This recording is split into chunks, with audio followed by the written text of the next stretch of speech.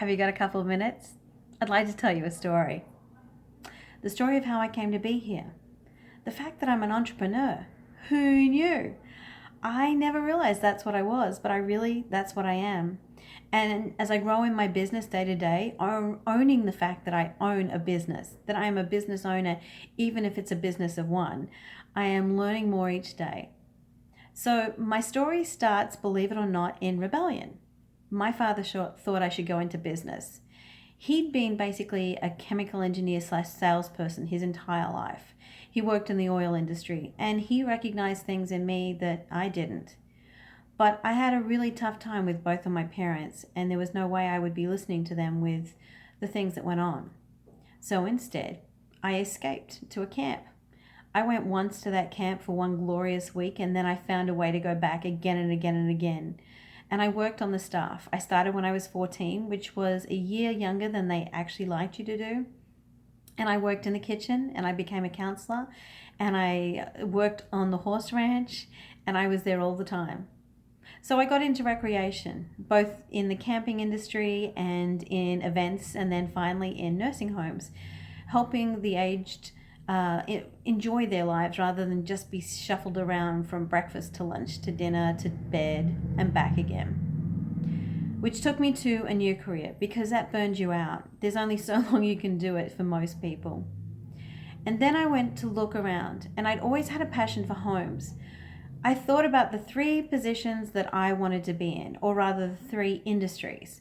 And I came up with finance, law, and real estate.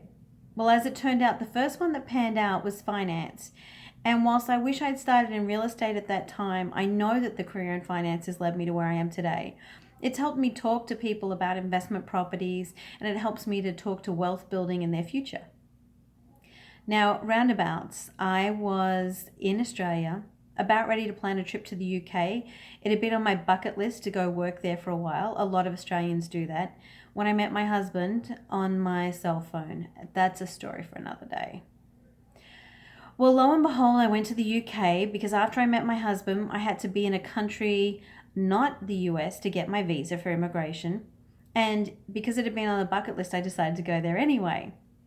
At that time, everything went to hell in a handbasket. The finance industry went crash, boom, bang, and so did the housing. So when I came back here and we got married, we realized that whilst we talked about me going into real estate, it was not the right time.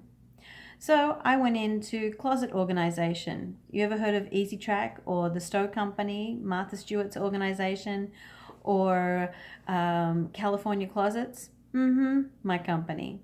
So for some time, I designed closets all across the country, while I made an exit strategy to get back into real estate.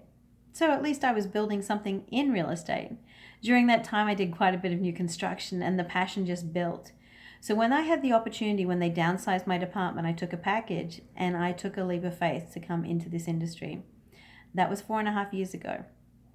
That's a short story. I could tell you more things about my passion and about what had happened, or the fact that I'd started working part-time for a brokerage when I was in Australia because I was thinking that maybe I'd do a life change then.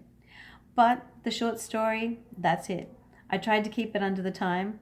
If you want to hear about more of my story, maybe you should check in again. Leave me a comment. I can't wait to hear from you. Bye.